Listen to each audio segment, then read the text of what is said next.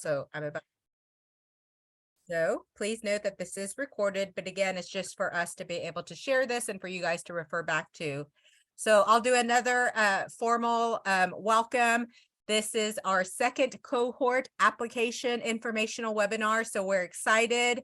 We had such a great fun time and actually learned to, along with our first inaugural cohort of the Indigenous Public Health Leadership Program. So again, we're going to provide you a brief overview. And you want to hit that next slide, Nikki?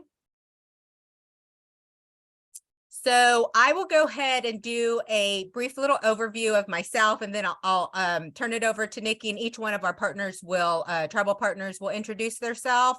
And then I just wanted to note, one of our beloved colleagues, Upama, is actually out of the country visiting her family. So we're excited she will be rejoining us next week.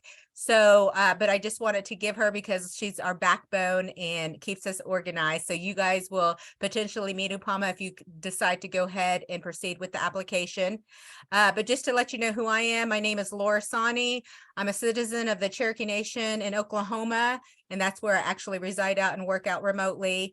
I've been a little bit over a year helping in this endeavor as the Senior Tribal Program Manager. And it's been a journey. So you're going to learn a lot about this application today, and we hope that you will apply. And so, Nikki, I'll go ahead and turn it over to you. Thank you so much, Laura. Hello, good afternoon, everyone. My name is Nikki Fernandez. I work for NMPHI as a senior program associate. So I help out across a couple of our programs, including our Indigenous programs. And Upama is also a manager for this program as well. I'm originally from the Virgin Islands. I live in New Orleans, also known as Bobancha. And we are excited to have you today. So I'm going to go ahead and turn it over to our partners at 7 Directions to introduce themselves. Hi, everyone. My name is Myra Parker. I'm the director at 7 Directions, and I'm an associate professor in the Department of Psychiatry and Behavioral Sciences at the University of Washington in the School of Medicine. And so I am thrilled to see you all and your interest here today. I'm happy to turn it over to our team members, Carly and T, to introduce themselves. Christina, Dr. O'Reilly, unfortunately, is out ill today, but she was also part of this project. So I'll turn it over to you, Carly. Thanks, Myra. Hi, everybody. I'm happy to be here. My name is Carly Marshall. I'm Jamestown Slalom, and I'm a research coordinator at 7 Directions. And I see some familiar faces, so I'm really excited that you all joined today, and I'll pass it to T. Hi, everyone. My name is T. Benali. I'm Navajo and White Mountain Apache, originally from New Mexico. I'm a research coordinator with 7 Directions, and I shared a similar enthusiasm with my fellow teammates.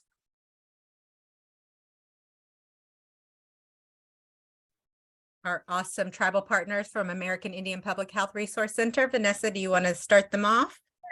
Good afternoon. My name is Vanessa Tibbetts. I'm enrolled Oglala Lakota, originally from South Dakota, and I serve as the program leader for the American Indian Public Health Resource Center. Hello, everyone. My name is Ryan Eagle. I'm an enrolled member of the Mandan, Hidatsa, and Arikara Nation from the Fort Berthold Reservation in North Dakota, and I am the research project manager at the American Indian Public Health Resource Center. Hi, everyone. My name is Diana Hawkins, and I'm an enrolled member of the Sistanwaptinoyate in South Dakota, and I am our public health education project manager at the center. Hello, everybody. My name is Michaelan Belgard. I'm an enrolled member of the Turtle Mountain Band of Chippewa Indians, and I'm the program coordinator at the center. Hi, everyone. I'm Sydney Shad. I am Minikojin Humpapa Lakota. I'm the operations manager at the center, and I'm an alumni of the program, and that's actually how I found this job. So it's a little bit near and dear to my heart to be here. What a better testimony than that. So see, apply. You never know what great things can evolve out of that. You might be able to work for our center. No, I'm just kidding. I mentioned Gretchen. Yeah, we're going to network out there. Yes. Gretchen Dobrovich is our policy project manager.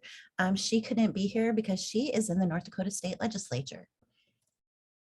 So you get to know, being a part of this cohort, you learn, but you also get to network with some very great professionals that are out in Indian country, really making some big impacts and doing some big things. So I'll get started just quickly, and then I'm going to hand it over to Nikki. But what is the Indigenous Public Health Leadership Program? So again, we're going to give you a brief little overview. Next slide, real quick, Nikki.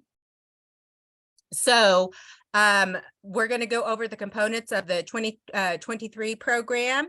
And like I said, Nikki has put this wonderful presentation together and updated it for us. So I'm going to hand it over to Nikki. Thank you, Laura. And thank you all again for joining us today. We have a really great team, and all of our team members jump in at any time if I've missed anything. So the Indigenous Public Health Leadership Program is really a leadership program. It's like a training institute for emerging public health professionals that are in the entry to mid-level positions within tribal health and tribal public health organizations or other organizations that are serving tribal populations. So emerging tribal public health professionals are staff and personnel that are currently working across programs and services, working on public health efforts and related to health issues. So some examples we have are Good Health and Wellness Coalition members, wraparound service providers, community health workers and representatives, or any medical/behavioral health managers or directors.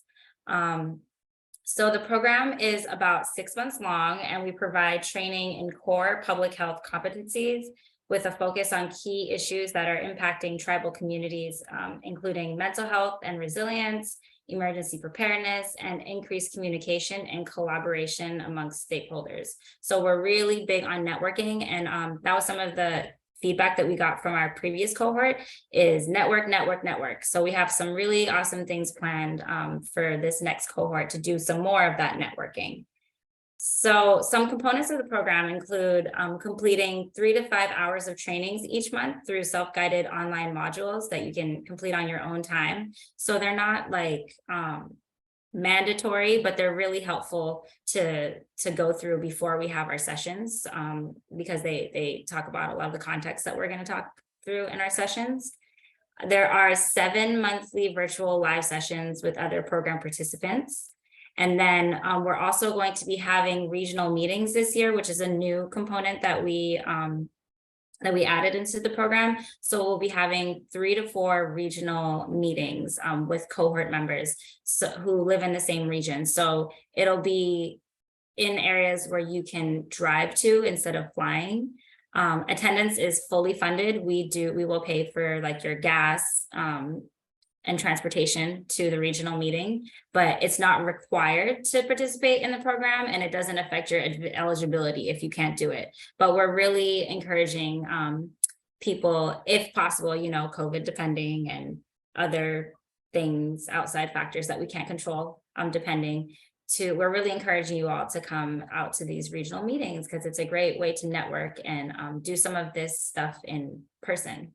And that was another one of our feedbacks from our first cohort, is that they really craved that in-person, getting to know each other relationship. So not only will you get to regionally wise, and it'll depend on your application, and we'll look at that and view that in just a moment, a screenshot of that, but that will ask you where you're from in your area. And so we'll try to match that up with the regions. But you'll also get to, network with one another, but also the instructors that we also are going to try to work and try to be to as many of these regionals meetings as possible. So, and then potentially bringing in some presenters. And again, those movers and shakers in Indian country, we want to bring those so that you can establish those relationships. Absolutely. And then if you can't make any of the regional meetings, we will have a 2-day convening. As of right now, it's going to be in Seattle, Washington. We're going to do a 2-day convening with all of the cohort members, and that is also fully funded. So you'll get transportation paid for, hotel paid for, food paid for, per diem, all of those things. And we're working really hard, and you guys, Vanessa, all of you guys chime in. I see you, Vanessa, but we're really working hard. There'll be a didactic, like more traditional, when you think of attending a training or workshop, but we're going to make sure to really make that foundational, that to include culture, again, not networking opportunities. And then we're also dedicating at least a full day, but again, it may be integrated into both days. But again, learning about one another's culture. We want to eat the delicious indigenous local foods there.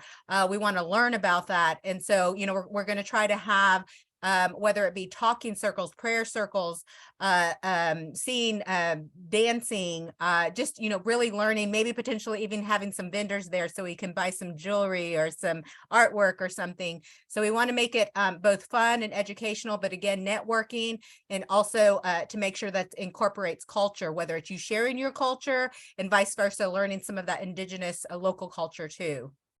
Absolutely. We are going to have a ball. Mhm. Let me go. All right, so here are some of the key dates. There are some dates that we haven't quite figured out completely yet, but we are working on that, and that should be done within the next few weeks. So January 30th, the applications are due by 5 p.m. Pacific Standard Time. And then in February 6th, applicants will be notified of the decision status for if you have made it into the cohort. And then February 13th, we will have our first virtual welcome session where we're really going to introduce ourselves. Everyone will get a chance to introduce themselves and tell us about what kind of work you do, about your communities, that type of thing. And then on February 22nd, we'll have our actual first virtual session. So this is when the actual content, we'll be digging into the content starting on February 22nd. And then March 8th, we will be having our South. Mickey, you just went, your mic or something just went off. And if I need to take over, I can.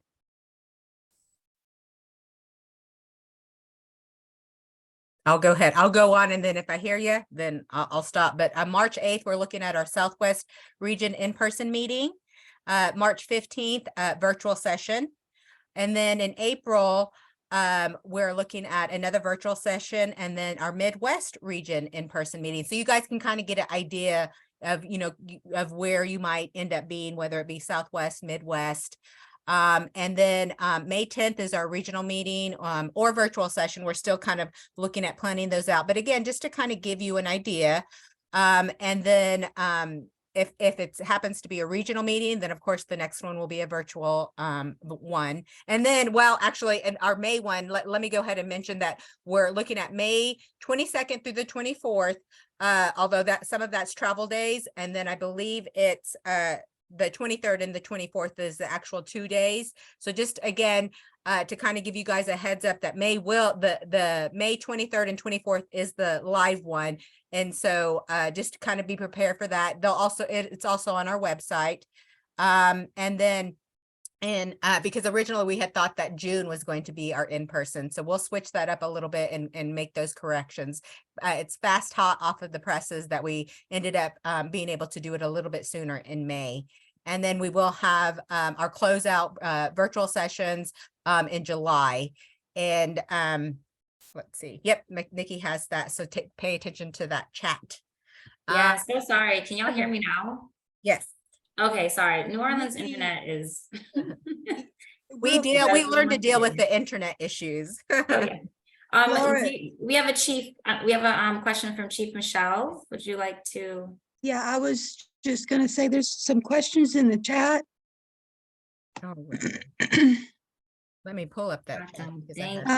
Do you know when the June dates will be determined? Okay, someone answered that apparently. We will be finalizing all the dates before the start. Okay. Yes, and I think I think this potential slide just wasn't updated because originally we were going to have our in-person 2-day meeting in June, but where we wanting to have it, and I'll go ahead and say it, but we'll finalize it. Brittany would be like, don't say it just yet, but we're looking at finalizing the contracts for Keanu Lodge, and Clearwater Casino, potentially Point Casino. But again, those will be advertised and marketed along with this after the 30th with more kind of like informational marketing for this program. But so just note that June is no longer the 2-day in-person convening, but it's going to be May 23rd and 24th, with May 22nd a travel day for participants, May 23rd and 24th full day in-person sessions in Washington State, and then the 25th would be a travel date for participants to leave and go back home. So please note, we'll make sure to get that updated on our website. And so June would end up turning to be virtual, and July would be virtual as well. The in-person meeting is going to be in May. Yes, and we'll update these slides, and we'll also update the website, and we'll send it to everyone who has participated in this webinar. So you'll have all the up-to-date information. So hopefully my internet stays stable. What can you expect to gain from this program? So I'll just go over this a little bit, and then maybe Sydney, if you want to chime in on things that you've gained from the program. So we're hoping that you gain some skills and knowledge on a broad topics in public health, especially issues that are impacting American Indian and Alaska Native communities.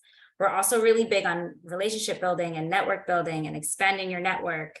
The 2-day convening that we'll have in May is actually going to also include some of our tribal public health recipients from a different funding mechanism that we have from the CDC. So you will have an even broader opportunity to network with different people in tribal public health.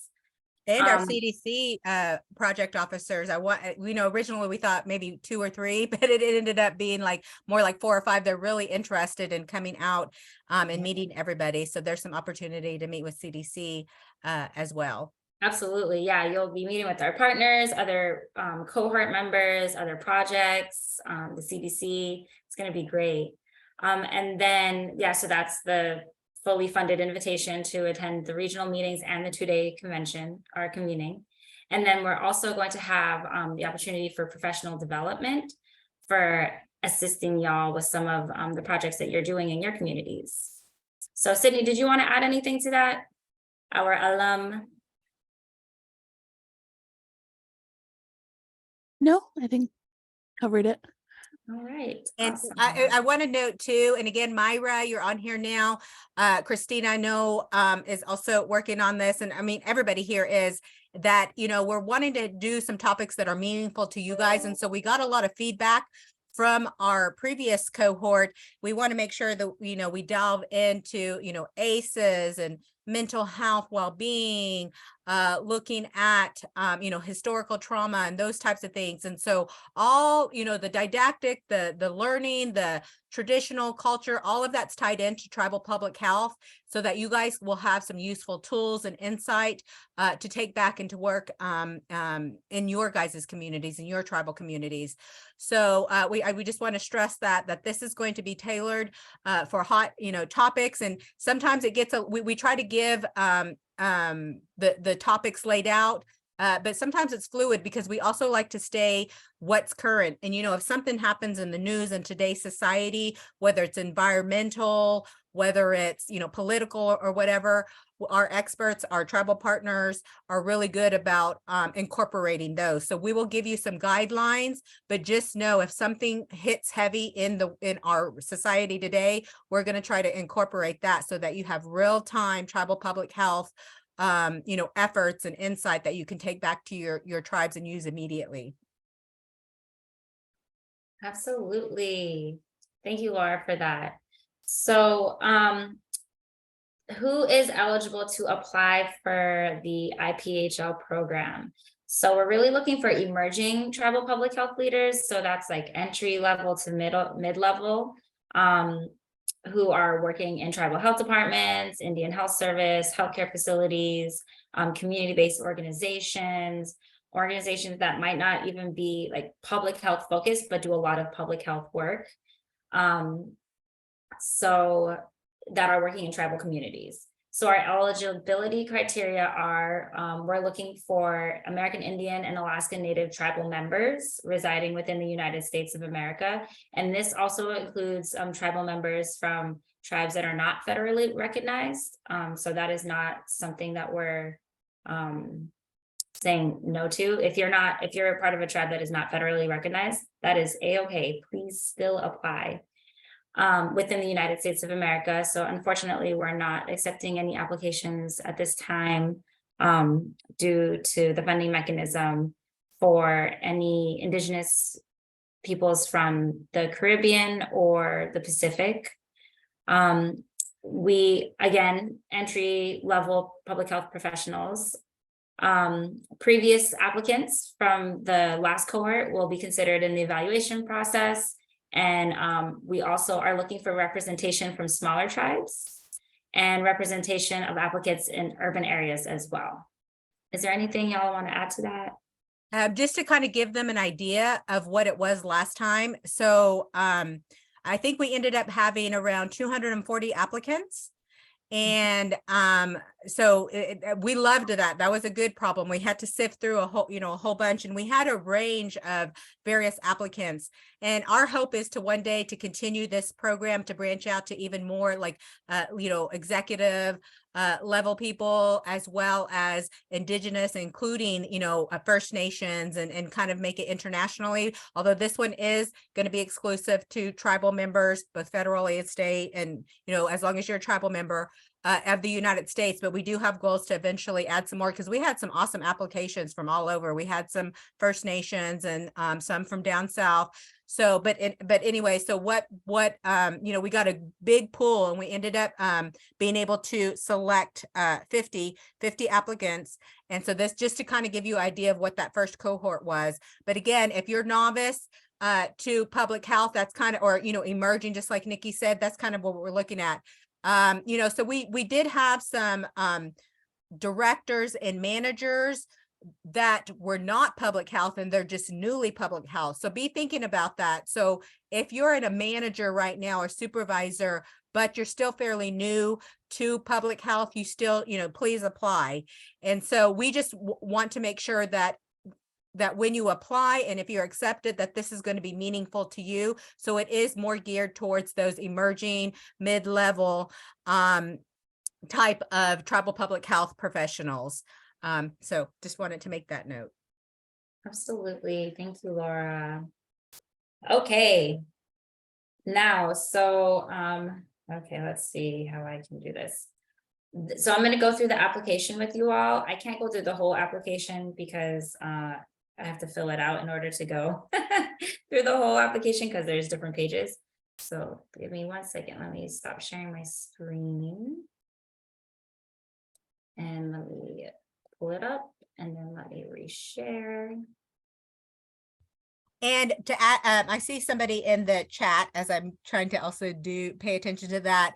If you have already applied, we do still have our list of applicants. So we'll be able to cross-check that and verify that.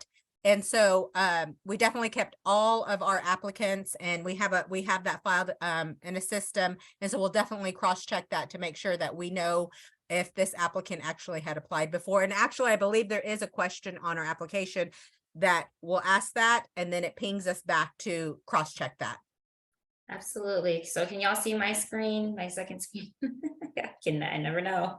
So this is what the application looks like. So it describes the program.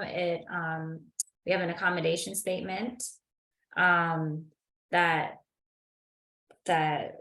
states that if you have special accommodations, to just let us know. It's there's an opportunity for you to put that in the application, the eligibility, the ineligibility, and then our partners and us, and then the CDC funding acknowledgement. So, and we will also do a follow-up email to everybody on this call to make sure that you have the link. And we'll send that also with the recording of this webinar. So we ask questions. We ask for your name, how you identify, what tribal affiliation you have, if you have any other ones, if you live on your tribal or ancestral lands, And so these are the questions. When we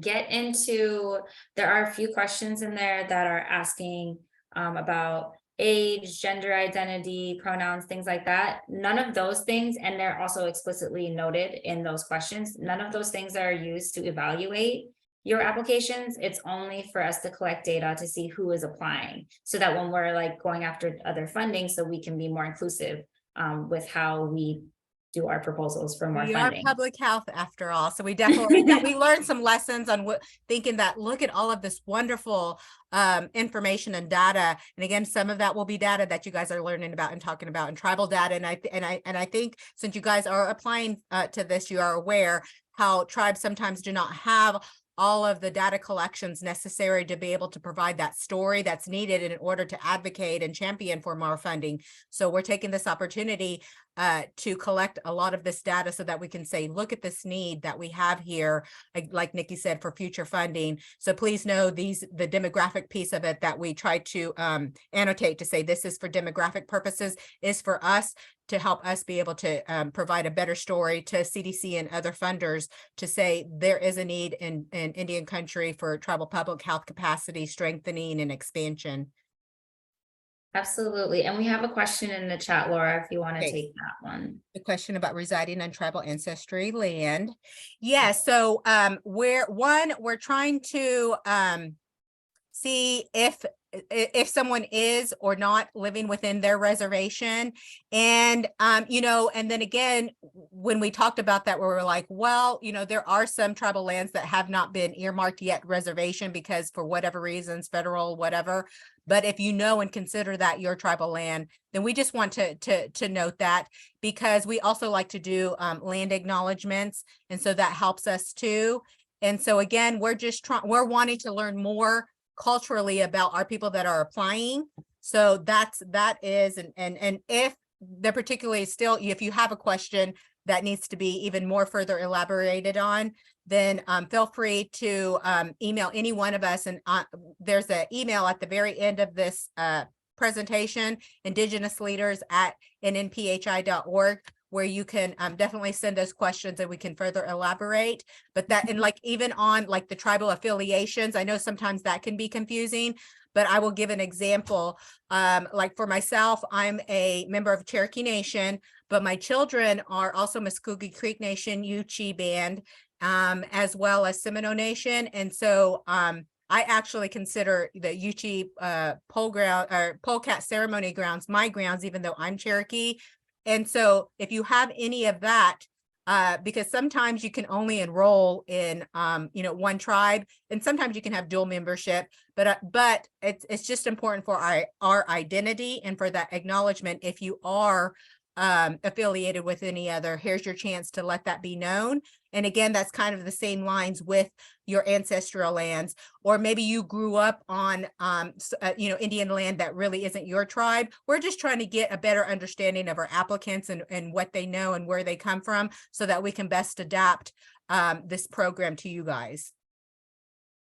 Yeah, Absolutely. I just wanted to chime in really quick. We wanted to also note that some tribal members work in other regions. So we wanted to make sure that that you're allotted in the proper region that you'd like to be in. So you might be from the Oglala Sioux tribe, but be working in Washington State. So you might want to be closely linked to that region rather than the Midwest, for instance. Sorry about that. No, that's great. That's why we need your input. And I think we do have some time, because I think we gave ourselves an hour here, but I think at the end, we also have some more time. So be thinking about your questions. Feel free to put them in the chat, but we'll also have a little bit of dedicated time as we're going through this. If you have any questions, then it could be free for all to be able to ask any questions that you might have. And any of our tribal partners, please speak up if when needed. Okay, let me get my screen back up and running. Here we go. Okay, can y'all see now? Yes. Okay, wonderful. All right. So next, and let me put the chat up again. Okay, sorry, my next door neighbor's dog does not like anybody outside. I think the mailman is here. Okay, let me give some people permissions. Okay, so here are our frequently asked questions. Is there a cost to participate? No, there is no cost to participate. We actually paid for you to do things, namely the regional meeting and the 2-day convening. And then number 2, who are the right people in our department to apply? Laura, I'll let you take this one. Oopsies. Yeah. So kind of just like I said before, it's always hard to make that. I encourage you to apply. If you have any, doubt in your mind, just apply, because we go through and read through your narratives. There's a piece for why you're wanting to do this and what, how you would like to utilize this within the tribal communities that you serve. And that helps us out a lot, because again, you might have somebody that appears to be in the upper level, but when you look at everything, it's a smaller tribe. You're new there, so we just want people, again, that haven't been in public health for decades and already kind of know the ins and outs of tribal public health. We would love for you to come and be a subject matter expert if that's the case. But again, we want our applicants, when they come, to actually gain something from that. And so again, if you're emerging to mid, we are definitely going to have that education and that networking that's going to be usable to you to continue to grow as a champion and leader within tribal public health. So again, it's really hard to pinpoint because we're looking again for just people that are really dedicated to and wanting to work within tribal public health and grow professionally, because they want to be able to go and make an impact into the tribal communities and tribal people that they're serving. So again, we do lean more towards that emerging to middle, but again, don't cut yourself short if you are kind of guessing like, well, I've been here for a few years and I'm middle management. Still apply, because again, when you look at that, you may be able to benefit from that. And we'll go through those applications and look at them and use a set of standards to kind of base that off of and see. So I just encourage you, again, if you're that emerging to middle, please apply. Absolutely, which kind of goes into the next question. I hold a high leadership position within my organization. Am I eligible for this program? So we do recognize that a lot of people had to put on a lot of different hats in the COVID pandemic, and that you might not have been doing public health work before, but now you are, and you might be in like a high level leadership position by title, but not necessarily in your experience in public health. So again, just going back to what Laura said, even if you're unsure, just apply and just complete the application as fully as possible, especially in the specific questions that we ask about what kind of work you do and what you want to gain out of the program, things like that. And we can take a look at your application and see. There's even instances where, when you're talking, Nikki, that reminded me of, like, you could potentially be like a tribal council person or elected leader. And typically you would think, well, if they may be high up there, but guess what? They know that they're applying because they want to learn more about public health, and they know that the people that they're serving and elected to serve their tribal members want them to, know more about public health. So again, don't unless you're already an expert in public health, that would be the only ones who we would say, no, this may not be for you, as already experts in public health, but you could be an elected leader and need this, because this could help you become a better professional in public health. So again, just to kind of give you that understanding, is like, it's more so your knowledge of tribal public health. Absolutely. Thank you, Laura, for making that clarification. So our next question is, do I need approval from my organization to participate in this program? So we're not asking for like explicit approval from your organization, but we do recommend that you do get that permission so that you can, spend the time coming to the meetings and spend the time coming to the virtual sessions, things like that. So while it's not mandatory, it's really strongly recommended so that it doesn't interfere with the work that you're doing. We don't want to get you in trouble ever. So the next is travel required. Again, it's not required, but we highly recommend, because one of the biggest components of this program is that in-person networking and engagement. So look, Sydney came to our our 2-day IPHL meeting last year, and she got a job with a partner that we're all working with now, who's doing the second cohort. So we highly, highly encourage you to come. What is the monthly time commitment for the program? So the modules per month, so like the online learning trainings and things like that, will be about 3 to 5 hours. It might be less, but it will be no more than 5 hours a month. And you can do it at your own pace. And then we do have the monthly, the sessions are an hour and a half, because we do usually like an hour of like the presentation and everything. And then we also leave time for discussion and networking after the session. And then we also we'll have the regional meetings in those select months as well. So that will be a time commitment too.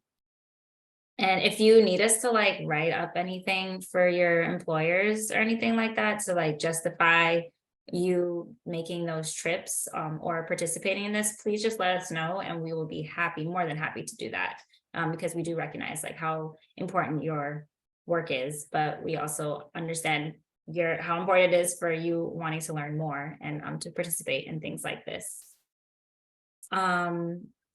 So the next thing we have is, will accommodations be available? Yes, they will. We have a section in the application for you to write down any accommodations that you may need to participate in this program, and we will do our very best, and we're really good at pulling strings everywhere. So we'll do our very best to accommodate you. And then the next question is, what professional development will be available to me after the program ends? We haven't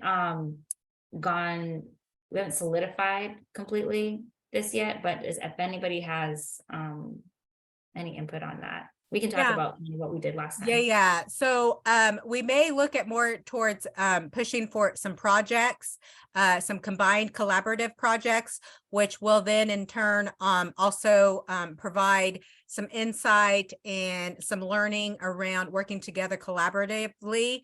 And so again, that would be more towards like those regionals. So that another key reason why the regional meetings will be key is because we can start grouping people together and potentially doing some meaningful work, tribal public health work. For instance, one of our cohorts that in our previous inaugural cohort, they came together. There was 3 participants, 3 fellows that came together and did some wonderful projects and events on making ribbon dresses, but they also included a community event that included teaching and educating their communities about mental health, well-being, healthy relationships, domestic violence, as well as some cancer screenings. So again, being able to do some collaborative programs, that just as an example, and also implementing the fun piece of that cultural revitalization of ribbon skirt making, just as an example. But our hope is to push for more of a collaborative and not necessarily one-on-one professional development, but as we learn who our participants are, that we're always in the mode to be able to tailor our professional development to the needs of our fellows. We call you guys fellows when you become a part of our cohort. And so hopefully that answers that question.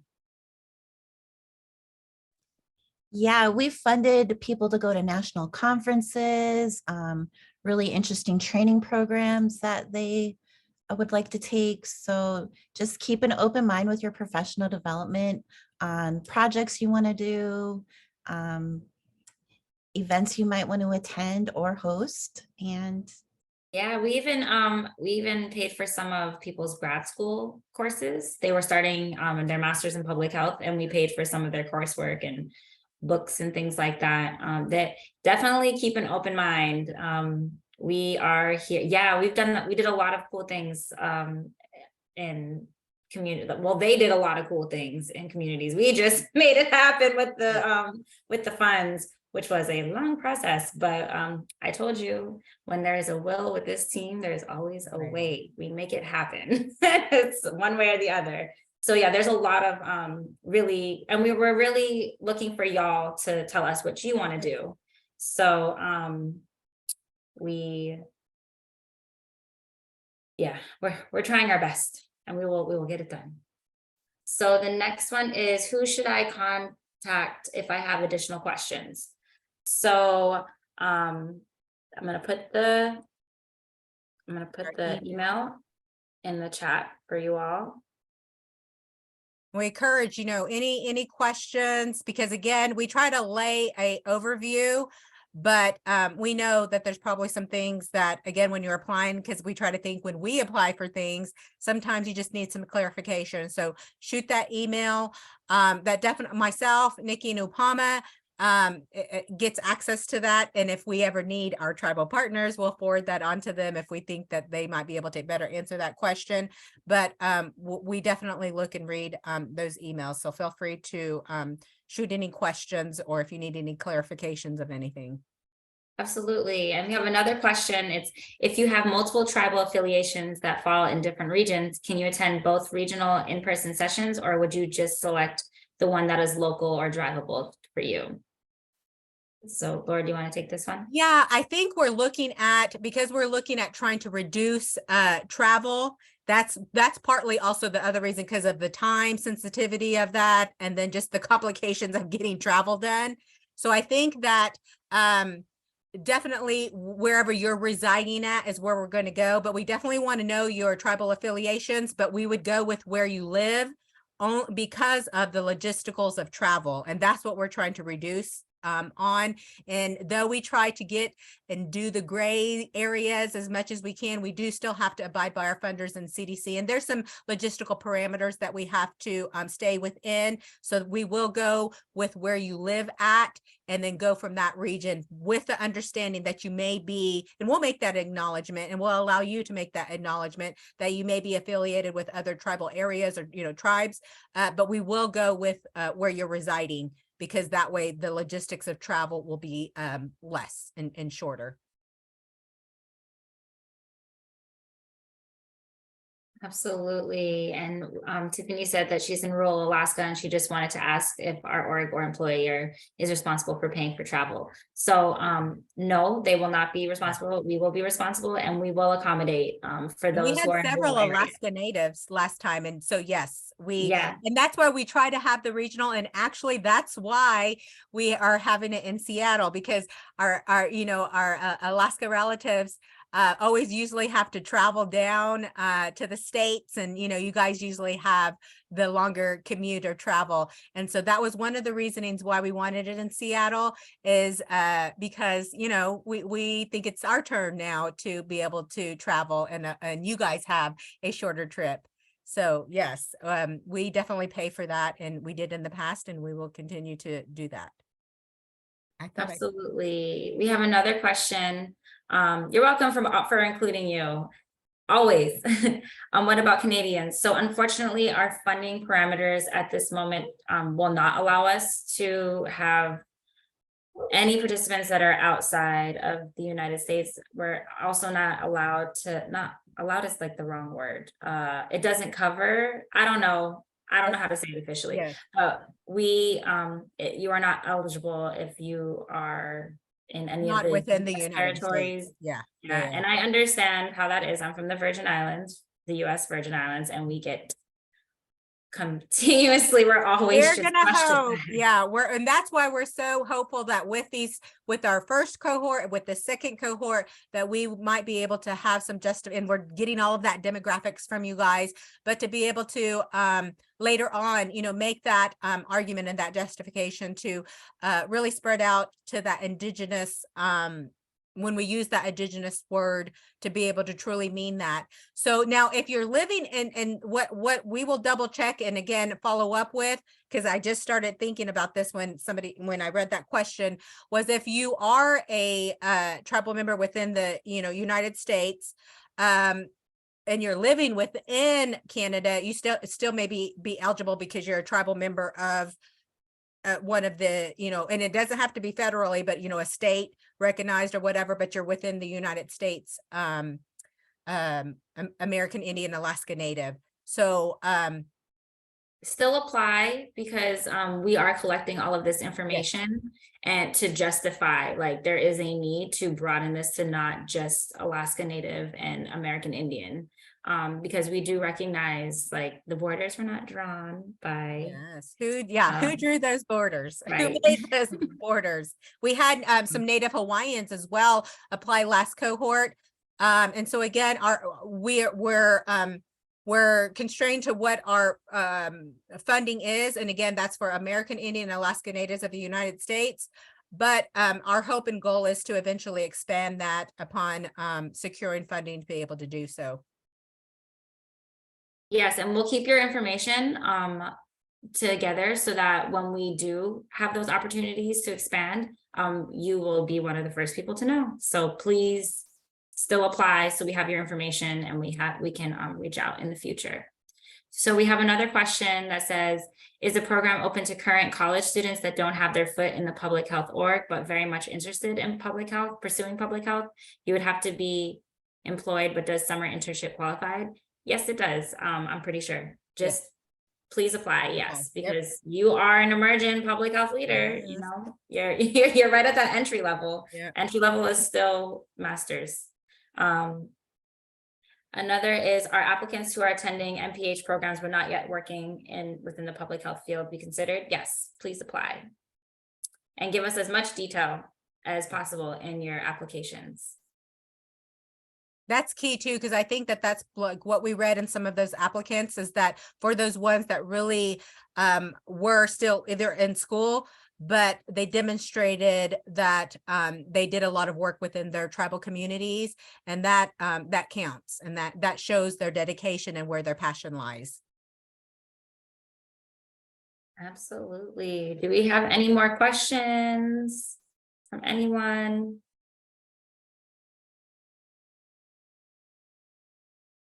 And here, and so Nikki put I believe Nikki, you put in the chat the email address, and that's where you will shoot any email or any questions or anything that you need clarity on.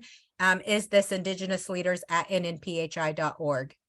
There you go. I put it in there again. Yes, we are really excited to review all of your applications. This is one of the best things I've ever been a part of in my life. It's really great. I've learned so much from all of you, and it's just been amazing. So I thank y'all for doing this. I see a question here. If you've already submitted your application, is there an opportunity to review after this session? So I'm assuming like in that first cohort, that's a good question, and we could talk about that, and maybe we can pull that. Shoot us an email, Trudy, and Yes. if you want to like revise your application, just shoot us an email and to remind us, and you can resubmit your application and we'll delete. You want to see your application? Yes, I can. And maybe they can pull, copy and paste, because we talked about this, is that because it's not an arduous, long time consuming, but you do have to put some work into the application. So if you did apply, please shoot that indigenousleaders@nnphi.org an email and let us know, and we'll pull it. It may be in PDF. I can't remember. It may be in PDF. It'll be a PDF. And I'll send it to you. Copy and paste, and then you can update, because I'm sure you probably have even done some more great things, and then you can add, but you can definitely, that will help reduce some of your time, is to copy and paste if you previously submitted an application. So please. Yes, absolutely. So shoot us an email. I'll also take note. So that you will get a copy of your application if you want a copy of your application. And if you want to resubmit it, just let us know, and we can definitely go ahead and delete your old application and you can submit your new one. But we'll make sure we save it first so that so you're not applicationless. So don't worry about that. We will be very diligent. Any other questions?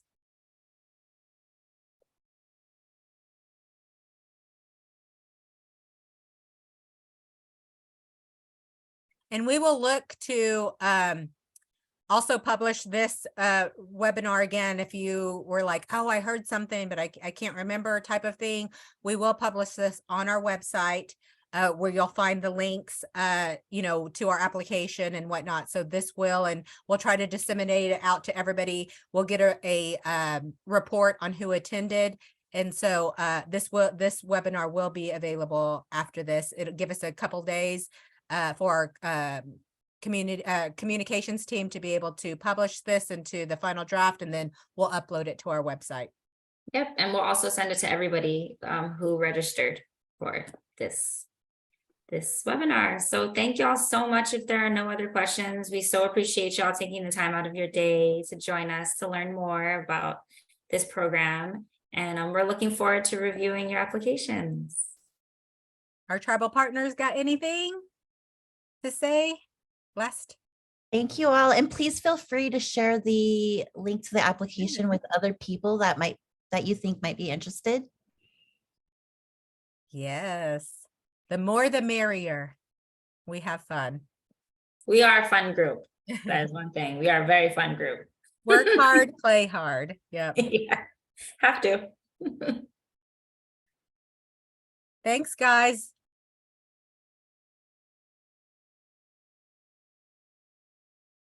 And don't forget, email us if you need to. We will get back to you. Thanks, everyone. We look forward to getting all of your guys' applications. All right, I'm going to hit stop recording.